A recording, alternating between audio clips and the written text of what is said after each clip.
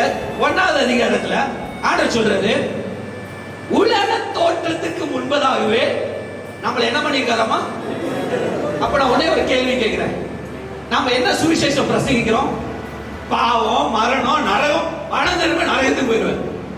ஆக்சுவலா பாத்தீங்கன்னா பாவம் உண்டாகிறதுக்கு முன்னாடி, உலகம் உண்டாகிறதுக்கு முன்னாடி கர்த்தர் நம்மள முன் குறித்திருக்காரு.